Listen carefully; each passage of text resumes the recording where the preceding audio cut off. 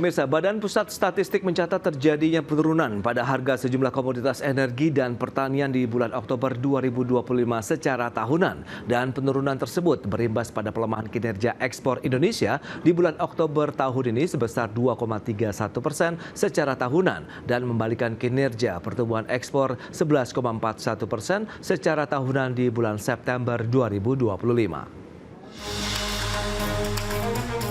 Badan Pusat Statistik mencatat penurunan pada sejumlah komoditas energi dan komoditas pertanian secara tahunan di sepanjang Oktober 2025 dibanding Oktober 2024. Deputi Bidang Statistik, Distribusi dan Jasa BPS, Puji Ismartini menjelaskan pelemahan tersebut terjadi terutama disebabkan oleh penurunan harga minyak mentah.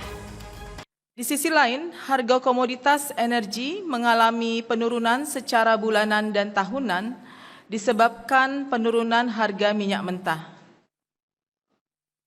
Harga komoditas pertanian juga mengalami penurunan baik secara bulanan dan secara tahunan. Kemudian khusus untuk harga komoditas batubara mengalami peningkatan secara month-to-month sebesar 1,11%, namun mengalami penurunan secara year-on-year sebesar 26,69%. Sejalan dengan pelemahan tersebut, BPS mencatat nilai ekspor pada Oktober 2025 mencapai 24,24 miliar dolar Amerika atau terkontraksi 2,31% dibanding Oktober tahun lalu. Penurunan tersebut terjadi setelah kinerja ekspor Indonesia mengalami peningkatan 11,41% secara tahunan di September 2025. Puji menambahkan pelemahan ekspor Indonesia secara tahunan di Oktober lalu juga dipicu oleh pelemahan permintaan ekspor dari negara mitra, terutama dalam permintaan ekspor migas. Meski demikian, secara kumulatif sepanjang Januari hingga Oktober 2025, ekspor Indonesia tumbuh 6,96% secara tahunan menjadi 234,04 miliar dolar Amerika. Di mana pendorong utamanya berasal dari ekspor non-migas senilai 223,12 miliar dolar Amerika atau tumbuh 8,42%. Dari Jakarta, Tim Liputan, IDX Channel.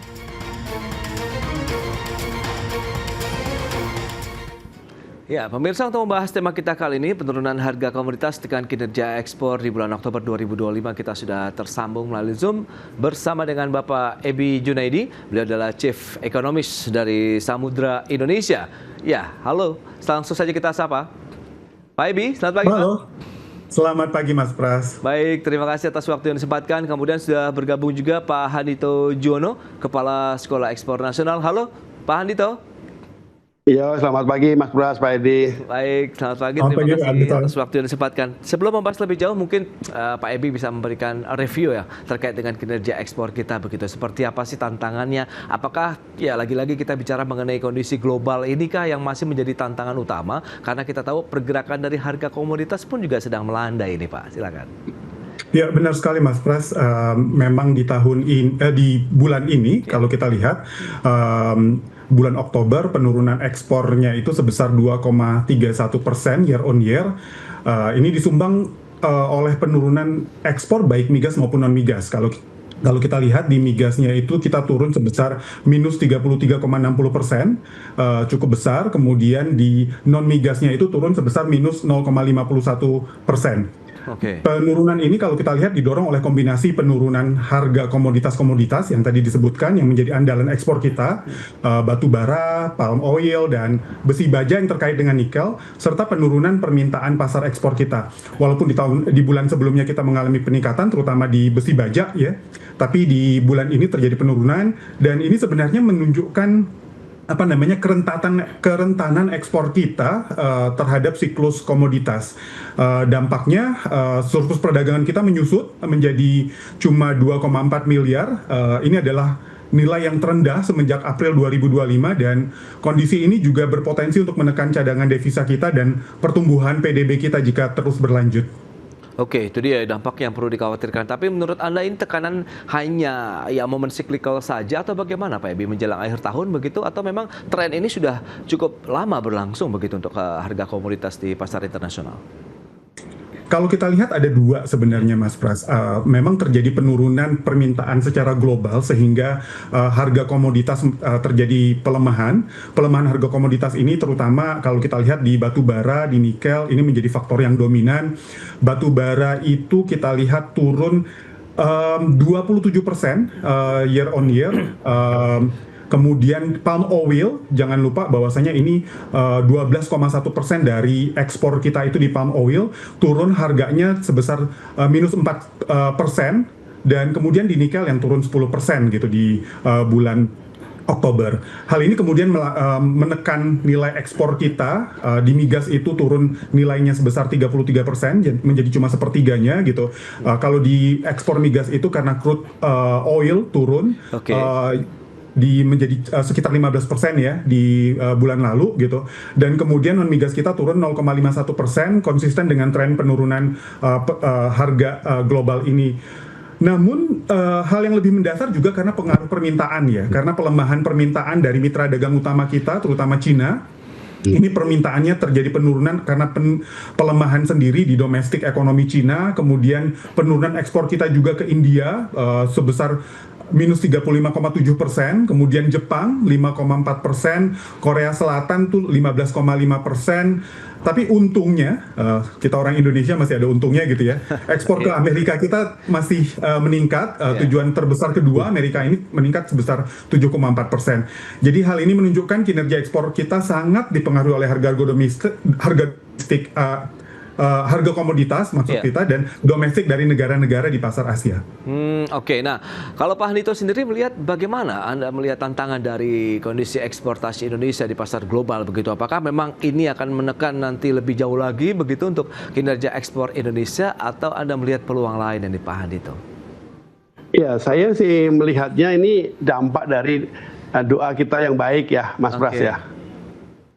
Kan kalau doanya nggak baik, doa jelek kan, aduh bikin berantakan, bikin ekonomi kacau balau, harganya naik kan gitu ya. Tetapi karena ini doanya doa baik, ya ekonominya menjadi makin normal, apalagi di tengah kompetisi yang semakin ketat ini, maka penurunan harga menurut saya itu sebuah hal yang normal. Jadi kita jangan berdoa lagi, wah ekonomi kacau, harga naik, jangan. Ini sudah doanya udah bagus. Nah, tetapi apa yang harus dilakukan kemudian? Ini jadi artinya gini loh, tren ini jangan berpikir akan menjadi naik lagi. Mendingan kita berpikir bagaimana meningkatkan nilai tambahnya gitu. Naiknya bukan karena harga komoditi naik, tapi nilai tambahnya gitu. Nah, ini yang perlu kita lakukan sekarang karena ini kebetulan saya lagi ada ini ya, saya jadi juri BUMN Branding Marketing Award gitu ya, pasti lagi penghargaan. Nah, saya izin sebentar, tetapi kalau saya perhatikan sekarang ini banyak sekali perusahaan-perusahaan termasuk dari BUMN yang sudah sadar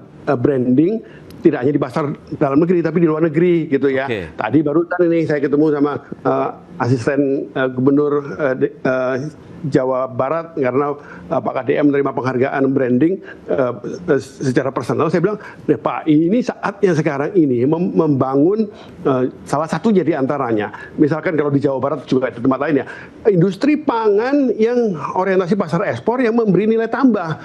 Branding marketingnya jalan ini ya, biar branding marketingnya jalan. Jadi kalau ini kan sekolah ekspor di bawah naungannya ARB, kita selalu pengen memberi nilai tambah. Nah, inilah saatnya menurut saya. Apa yang dilakukan oleh Menteri Perdagangan RI Pak Budi Santoso itu sudah bagus. Beberapa hari yang lalu saya ketemu beliau di tempat pelatihan ekspor yang di Grogol kan gitu. Nah, beliau menyampaikan, Pak Handito, ini nih Pak, tolong bantu ini supaya perusahaan-perusahaan kita ini produknya lebih bagus, kemasan lebih bagus, tentu saja brandingnya lebih bagus. Apa yang disampaikan oleh Pak Menteri Perdagangan ini menurut saya luar biasa. Belum lagi beliau sudah nambah akses pasar kemana-mana. Jadi dari sisi Kementerian Perdagangan saya lihatnya sudah melakukan pekerjaan dengan baik. Nah, sekarang ini kita harus membangun ini. Saya melihat tren ini masih akan berlanjut penurunan harga ini, tetapi harus kita koreksi dengan kita menaikkan harga dengan memberi nilai tambah termasuk dari branding marketingnya gitu, Mas Pras. Oke, berarti hilirisasi dari semua produk-produk ekspor Indonesia dengan value added begitu yang perlu dilakukan. Kita akan bahas lebih jauh nanti ke depan begitu, bagaimana kesiapan dari pelaku ekspor kita, kemudian produsen-produsen kita untuk bisa memberikan nilai lebih terhadap produk-produk andalan ekspor Indonesia di segmen berikutnya kita akan jeda dulu sebentar Pak Adito dan juga Pak Ebi, dan pemirsa tetaplah bersama kami.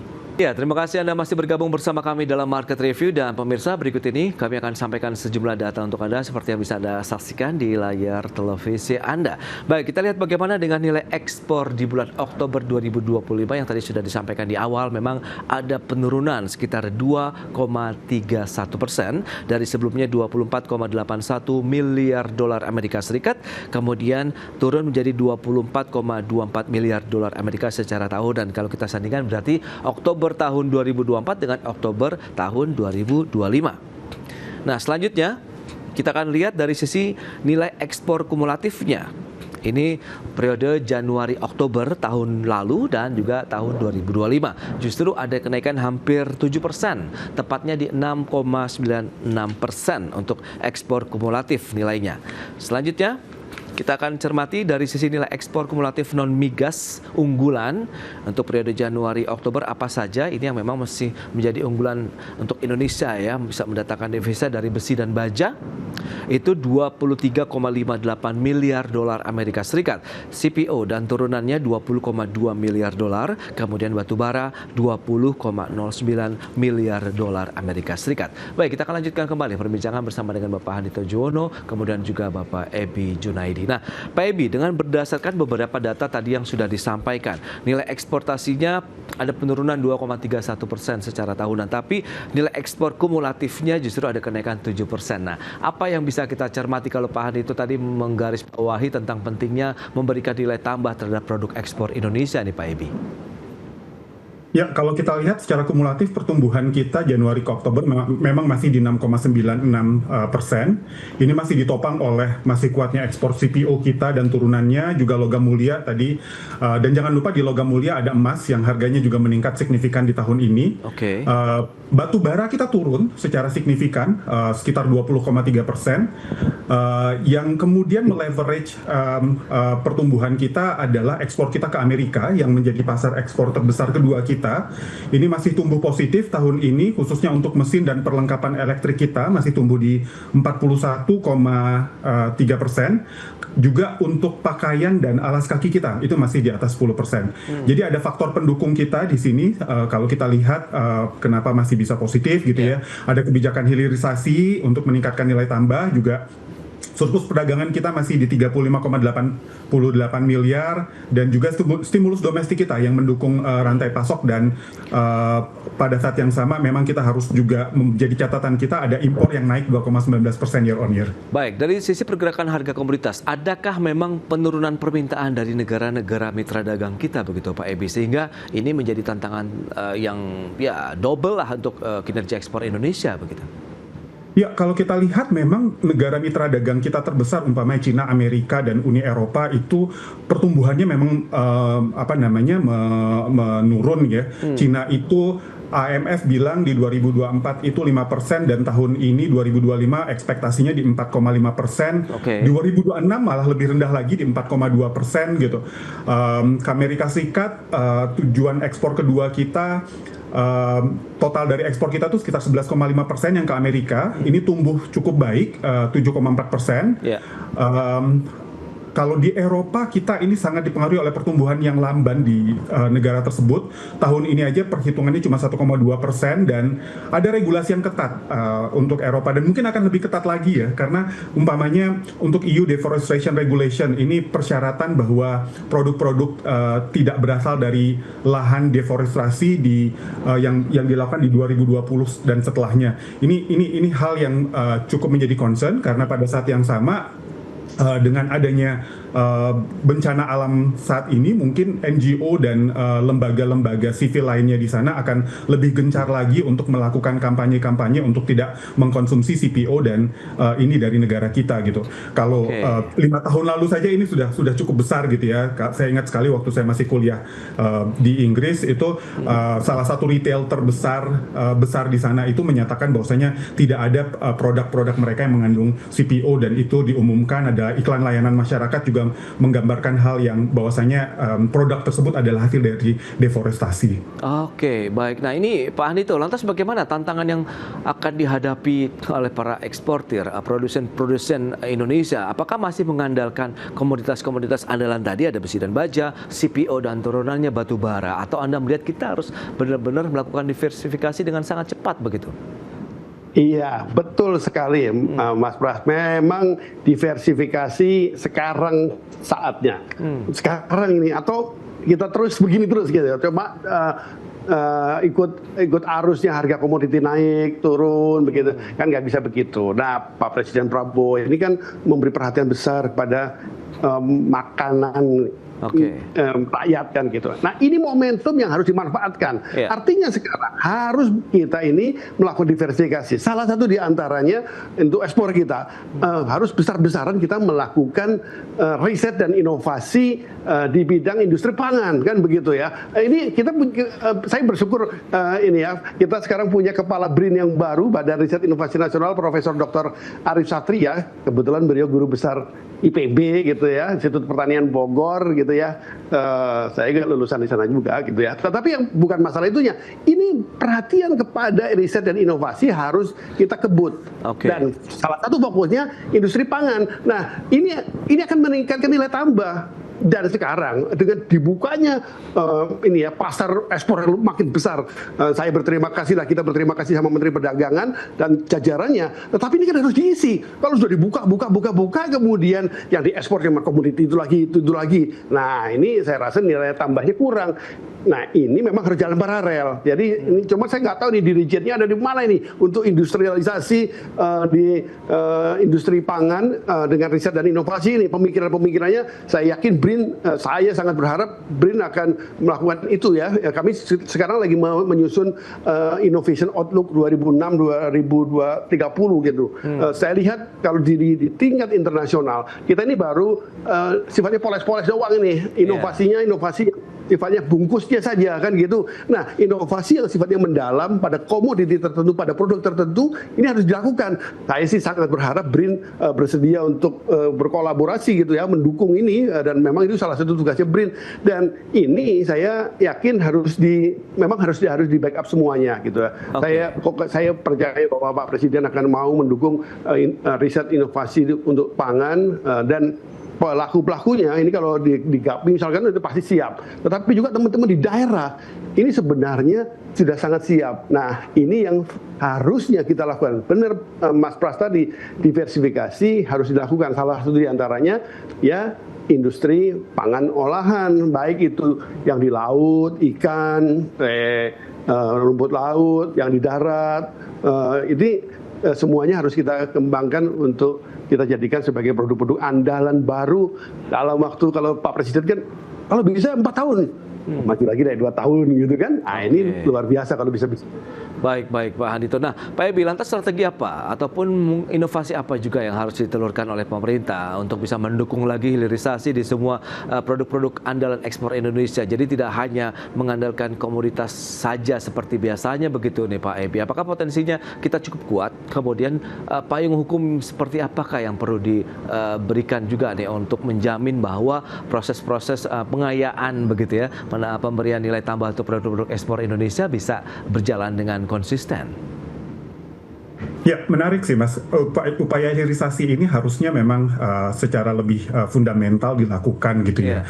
Ada upaya seperti pemberian insentif fiskal dan non fiskal untuk mempercepat hilirisasi industri kita, terutama di sektor tekstil, furniture, makanan, dengan target kita kandungan lokalnya cukup tinggi gitu ya, sehingga mampu kemudian meningkatkan, kalau kita hitung nilai ekspor kita bisa naik sekitar 20% gitu.